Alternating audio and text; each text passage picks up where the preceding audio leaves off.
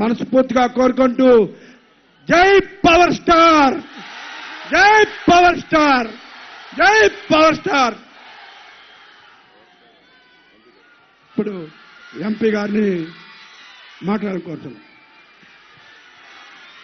Thank you Vamsi గారు. ఈ వేదిక మీద ఉన్న పెద్దలందరికీ నమస్కారం. మొదటిసారి నేను పవన్ కళ్యాణ్ గారితో ఇలా స్టేజ్ షేర్ చేయడం, ఈ ఎనర్జీ లెవెల్స్ ఎప్పుడు ఎక్స్పీరియన్స్ చేయలేదు.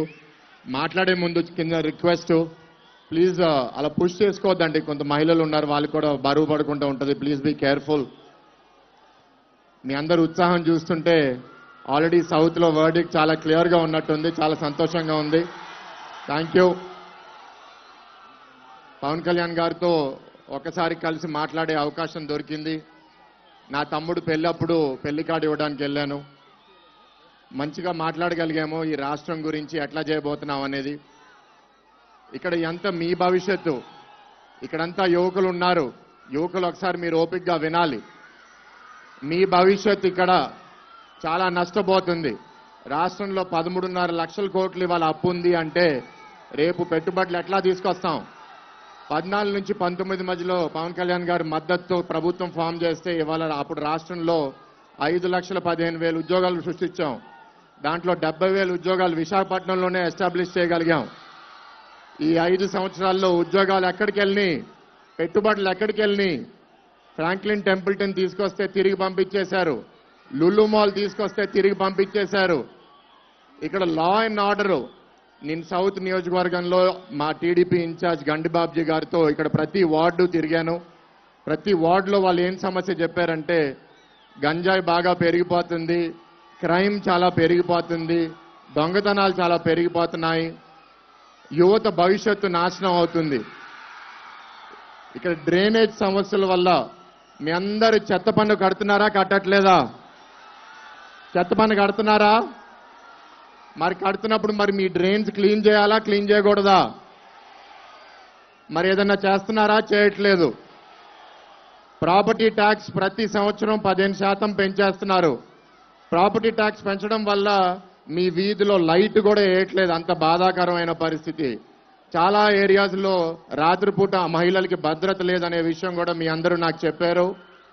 ఇవాళ పొత్తు ధర్మంలో వంశీకృష్ణ గారికి ఇక్కడ సీట్ ఇవ్వడం జరిగింది. గండిబాబ్జీ గారు చాలా బాగా పనిచేసినా సరే, నేను అనేక సందర్భాల్లో ఇది చెప్పాను.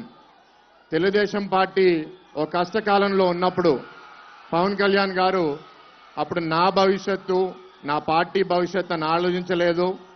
రాష్ట్రం బాగుండాలి, రాష్ట్రం బాగుండాలి అని 3 సంవత్సరాల నుంచి ఆయన ఏమన్నారు? ప్రభుత్వ వ్యతిరేకత ఓటు చీలనివ్వకుండా చేస్తానని అన్నారు. ఆయన అన్నట్టు ఇవాళ తెలుగుదేశం, జనసేన, బీజేపీ కలిసి వచ్చి ఈ దుర్మార్గ పాలన ఓడించడానికి మీ ముందుకొచ్చాం. అయితే ఇవాళ మీ ఉన్న ఎనర్జీ రేపు మీరు ఓటింగ్ బూత్లో చూపించాలని మీ అందరినీ కోరుతున్నాను. మీ అందరూ వచ్చి ఓటింగ్ వేయాలి. ఇందాక వంశీకృష్ణ గారు కూడా చెప్పారు, ఆయన 2 సార్లు గతంలో పోటీ చేసి ఓడిపోయారు. కానీ నేను ఆయన చూసినంత వరకు మంచి మనిషి, మనుషుల్ని నమ్ముతారు. దురదృష్టం ఏంటంటే తప్పు ప్రభుత్వం, తప్పు పార్టీని కొన్ని సంవత్సరాలు నమ్మారు, వైసీపీని. కానీ ఆయన్ని కూడా మోసం చేశారు కాబట్టి అది కరెక్ట్ కాదని ఇక్కడ జనసేనకు రావడం జరిగింది. ఇవాళ గత నెలగా ఆయన చేసే పని చూస్తున్నాను. అందరూ ఫీడ్బ్యాక్ తీసుకుంటున్నారు, అహర్నిశం కష్టపడుతున్నారు. మీ అందరూ గతంలో కూడా తెలుగుదేశం పార్టీ అభ్యర్థిని గెలిపించారు. కానీ ఇక్కడ గెలిచిన అభ్యర్థి స్వార్థ ప్రయోజనాల కోసం పార్టీని వదిలేసి వైసీపీకి వెళ్ళిపోయారు. ఆయన ఇందాక వంశీ గారు అన్నారు మత్స్యకారులు అని.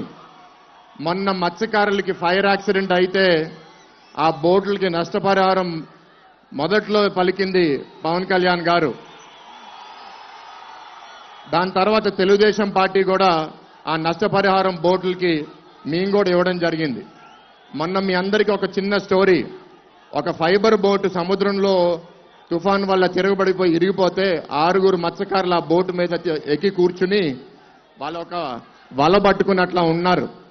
ఆల్మోస్ట్ 100 కిలోమీటర్ల లోపలికి వెళ్ళిపోయారు. 48 గంటలు తిరిగి రాలేదు.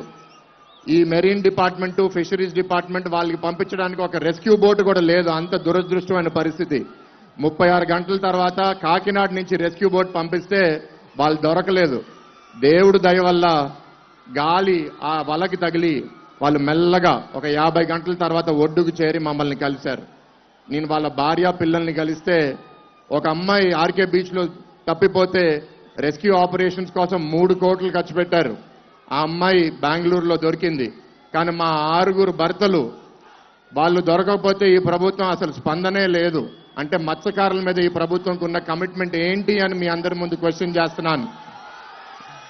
ఇవాళ రకరకాల సమస్యలు ఉన్నాయి.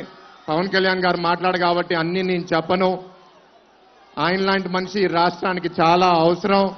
ఇవాళ నా ప్రయోజనం కాదు, రాష్ట్రం బాగుండాలి అని ఆయన దగ్గరున్న ఇక్కడ ఇన్ఛార్జీలు కూడా చాలా మంది టికెట్లు ఆశించినా వాళ్ళందరూ ఇవాళ కమిటెడ్గా ఏ అభ్యర్థికి టికెట్ ఇస్తే ఆ అభ్యర్థికి కమిటెడ్గా పనిచేస్తున్నారు. వాళ్ళందరినీ నేను అభినందిస్తున్నాను. ఈ నియోజకవర్గంలో కూడా జనసేన టికెట్ మీద ఒక్క కార్పొరేటర్ గెలిచింది, బీసెట్టి వసంత గారు. ఆవిడని కూడా కంగ్రాచులేట్ చేస్తున్నాను.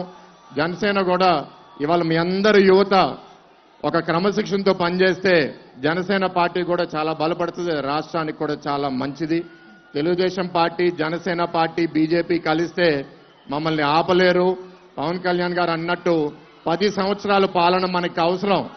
10 సంవత్సరాలు మనం పాలిస్తే ఈ దారి తప్పిన రాష్ట్రాన్ని మళ్ళీ దారి లోపలికి తీసుకొస్తాం. కళ్యాణ్ గారు మా పూర్తి మద్దతు మీతో ఉందండి. నేను ఒక ఎంపీగా మీ అందరు దీవించే గెలిస్తే తప్పకుండా ఈ ప్రాంత అభివృద్ధి, వంశీ గారు కొన్ని ఇష్యూస్ చెప్పారు, డ్రైనేజ్ అని, పోర్ట్ పొల్యూషన్ అని, అన్నిటి మీద నిజాయితీగా పనిచేసి విశాఖని దేశవ్యాప్తంగా ప్రపంచవ్యాప్తంగా ఒక అద్భుత నగరంగా తీర్చిదిద్దాలనేది మా లక్ష్యం. వెంటనే శాంతి భద్రతలు తిరిగి తీసుకుని రావాలి. భూ కబ్జాల నుంచి, గంజాయి నుంచి, క్రైమ్ నుంచి బతికించాలి. మా నాయకులు చంద్రబాబు నాయుడు గారు, పవన్ కళ్యాణ్ గారు, మోడీ గారు ఆధ్వర్యంలో వాళ్ళు ఇచ్చే ఆదేశాల మేరకు మేము ముందు వెళ్ళడానికి సిద్ధంగా ఉన్నాం. ఆఖరికి మిమ్మల్ని కోరేది, వంశీ గారికి గాజు గ్లాస్తో, నాకు సైకిల్ గుర్తుతో ఓటేసి మంచి మెజారిటీతో గెలిపించవలసిందిగా కోరుకుంటూ మీ సెలవు తీసుకుంటున్నాను. Thank you. వెళ్లే ముందు నీ మామూలుగా స్లోగన్స్ చేయను, బట్ ఒక slogan, hello AP, hello AP. Thank you everyone. Gajuwaka contest Palla Srinivas గారిని 2 నిమిషాలు మాట్లాడారు. అందరికీ నమస్కారం.